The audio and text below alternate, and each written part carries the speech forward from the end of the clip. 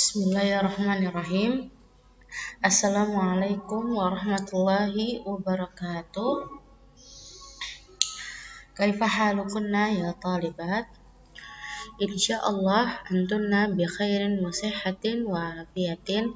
Dan semoga Allah senantiasa memberikan antunna selalu kesehatan, terutama di saat pandemi seperti ini ya. Insyaallah Ustazah di sini akan mengajarkan kalian tentang pelajaran hadis arba'in. Apakah hadis arba'in? Jika antum belum tahu, hadis adalah sesuatu yang diriwayatkan oleh Nabi, baik itu perkataan, perbuatan maupun ketetapannya Nabi. Arba'in itu adalah angka 40. Jadi hadisnya ini adalah hadis 40. Jadi hadisnya berjumlah 40, tapi antum insyaallah di sini akan belajar dari hadis ke-16 ya. Kita mulai. Nah, hadis ke-16 ini apa? Larangan marah. Hadis ke-16 Ustaz akan bacakan dulu. Bismillahirrahmanirrahim. An Abi Hurairah radhiyallahu anhu anna rajulan qala lin nabiyyi sallallahu alaihi wasallam ausini qala la taqdab faraddada miraran qala la taqdab. Nah, ini hadisnya. Artinya apa sih? Kita lihat.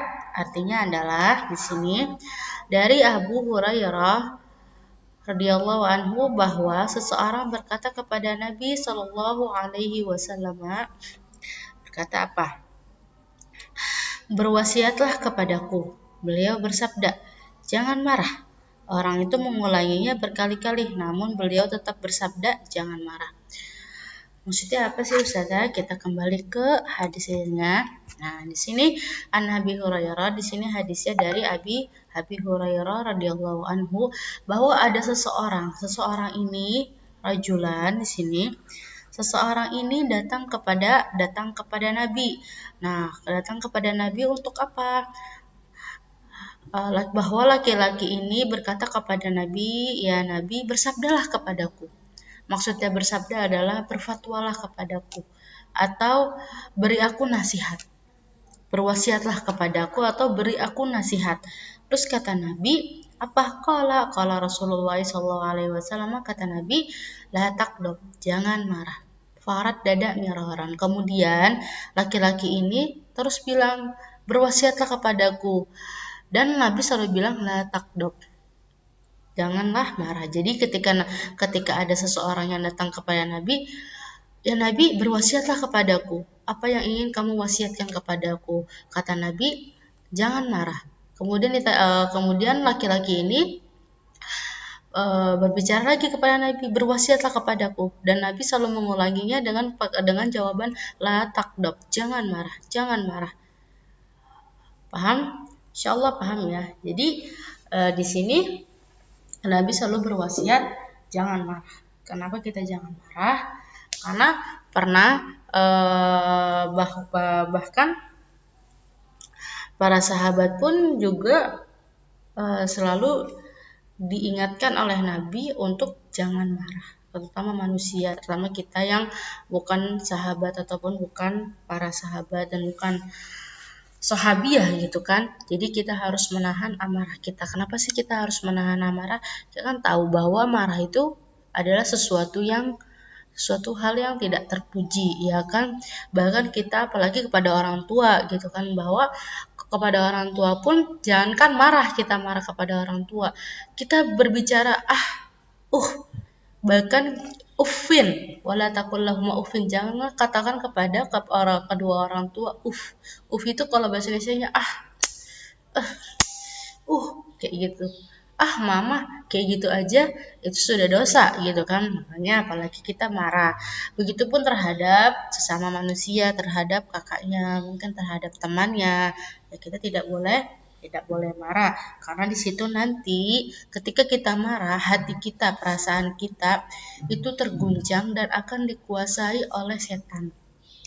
Dan ketika diri kita dikuasai oleh setan, kita bahkan dapat melakukan hal-hal yang tidak terpuji, bahkan bisa sampai membunuh, ya kan? Karena banyak kasus seorang teman membunuh temannya mungkin karena dipicu oleh kemarahan seperti itu. Jadi sebisa mungkin Antuna janganlah untuk tidak marah. Jadi jangan marah dan berusahalah untuk menguasai diri Antuna itu dengan sebaik mungkin. Nah, saya di sini akan menjelaskan tentang kandungan hadis. Kandungan hadis larangan marah itu apa aja sih? Nah, di sini kalau di buku Antuna itu kan panjang. Nah, di sini Ustazah akan sudah meringkas menjadi 4 poin. Apa aja? Nah, poin yang pertama itu adalah bahwa seseorang meminta kepada Rasulullah agar berwasiat kepadanya, maka beliau bersabda jangan marah. Jadi ketika seseorang Rasulullah berwasiatlah kepadaku atau beri aku pelajaran apapun itu, kemudian Rasulullah menjawabnya dengan jangan marah. Jadi di sini Rasulullah itu berwasiat kepada laki-laki ini untuk tidak marah seperti itu. Bukan karena laki-laki ini tukang marah, enggak. Karena tidak memungkinkan ya bahwa semua manusia itu bisa marah. Tapi apakah dengan marah itu kita bisa menguasai diri kita atau kita malah dikuasai oleh setan? Nah, seperti itu ya. Lalu yang kedua apa? Nah, maksudnya beliau jangan marah bukanlah karena salah satu tabiat manusia, tetapi maksudnya adalah kuasailah dirimu ketika marah dengan tidak meluapkan tuntutan ketika marah. Jadi maksudnya Nabi Shallallahu Alaihi Wasallam memberikan nasihat kepada laki-laki ini jangan marah, bukan karena laki-laki ini itu tukang marah atau emosian enggak, tetapi karena bukan juga karena salah satu tabiat manusia, tetapi apa? Tetapi karena tidak memungkiri ya, karena semua manusia itu bisa marah. Tetapi apa? Tetapi pesan Nabi jangan marah adalah kuasailah dirimu ketika marah dengan tidak meluapkan tuntutan ketika marah. Jadi ketika kita marah kita harus bisa menguasai diri kita. Ketika kita marah, diam. Karena apa? Karena diam itu lebih baik ya kan? Kita diam, kita sabar dan kita beristighfar, astagfirullahaladzim. Ya, siapapun itu yang memarahi kita atau yang mengajak kita mencari perkara, jangan ditanggapi. Kita diam dan kita cukup dengan beristighfar. Karena insya Allah ketika kita beristighfar, setan itu malah menjauhi kita dan tidak akan menguasai diri kita.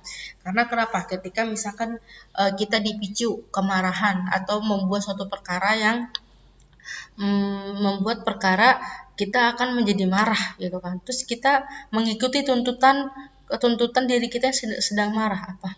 Ujung-ujungnya mungkin kita bisa memukul, menampar. Mungkin nanti jadinya kalau perempuan mungkin main tarik-tarik kerudung gitu kan. Kalau laki-laki mungkin bisa main tonjok-tonjokan kayak gitu. Nah, itu kan sesuatu hal yang tidak terpuji. Nah, jadi sebisa mungkin harus menguasai dirinya dengan apa? Dengan diam dan beristighfar atau tinggalkan aja udah. Tidak usah dihiraukan, tapi dihindari aja. Lalu yang ketiga apa?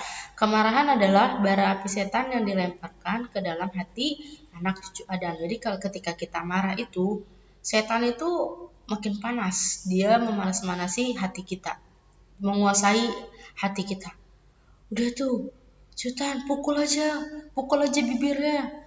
Dia kurang ajar kayak gitu. Nah, itu nggak boleh kayak gitu. Mungkin dipicu kemarahan. Awalnya kita diam, tapi karena setan terus memanas-manasi kita, udah tampar aja bibirnya. Ngomongnya kurang ajar kayak gini. Nah, sebisa mungkin kita harus beristighfar, astagfirullahaladzim, aku nggak boleh menampar mulutnya. Itu nggak boleh. Itu sesuatu hal yang tidak terpuji dan Allah tidak suka kayak gitu. Nah, terus apalagi?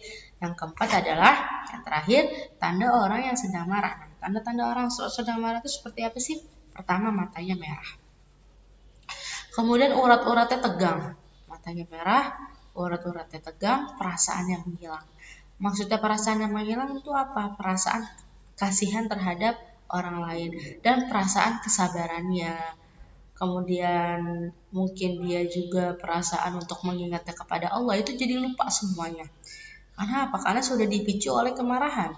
Dan kemarahan itu sudah dikuasai oleh setan. Dan kita tahu bahwa setan itu tidak mungkin melakukan hal-hal yang terpuji, ya kan?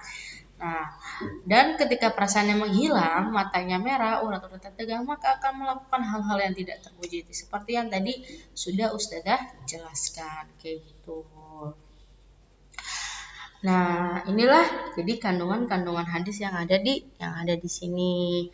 Kayak gitu. Misalkan hadis ini juga menunjukkan misalkan kayak teman Antuna minta nasihat ke Antuna, nasihatilah aku. Kan nasehatin, jangan marah, kayak gitu. Atau misalkan ya pokoknya menasehati dengan sesuatu yang baik. Karena misalkan kalau teman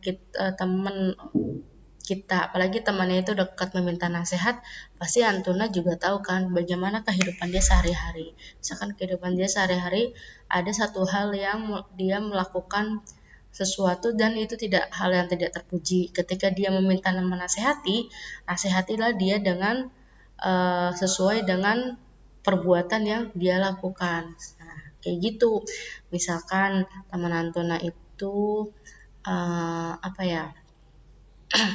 misalkan teman Antuna suka bersolek misalkan di depan pria, misalkan Antuna ketika dia menasehati, coba dong nasehatin aku, soalnya aku kayaknya ingin hijrah menjadi yang lebih baik. Nah, Antuna jelas kasih dia nasihat, coba untuk menutup aurat, tidak bersolek di depan laki-laki, tapi lebih untuk menutup aurat seperti itu. Jadi berilah dia itu nasihat yang sesuai atau sesuai dengan perilaku yang dia lakukan, kayak gitu.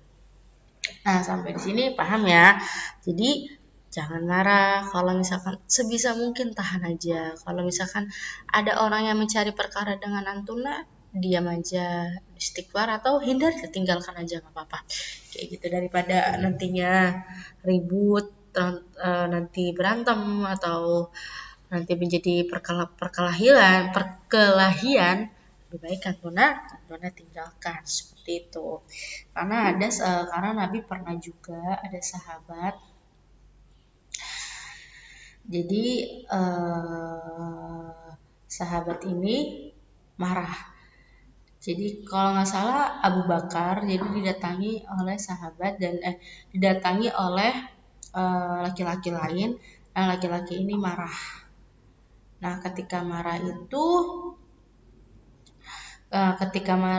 marah-marah awalnya Abu Bakar hanya terdiam. Rasulullah hanya melihat. Kemudian terdiam, habis kayak gitu tiba-tiba Abu Bakar ketika dia marah, Abu Bakar diam. Laki-laki ini makin marah, Abu Bakar diam. Ketika ini laki-laki ini makin marah lagi, Abu Bakar ternyata membalikkan perkataan laki-laki yang marah ini. Kemudian Rasulullah bilang kepada Abu Bakar untuk tidak, kalau nggak salah pokoknya bahwa Abu Bakar bahwa hatimu sudah dikuasai oleh setan. Karena tadinya malaikat mengelilingin, tapi karena dia membalas perkataan laki yang marah ini, malaikatnya pergi dan dikelilingi oleh setan. Nah, seperti itu. Nah, jika ada yang tidak dipahami, silahkan Antuna tanyakan. Oke, seperti itu ya.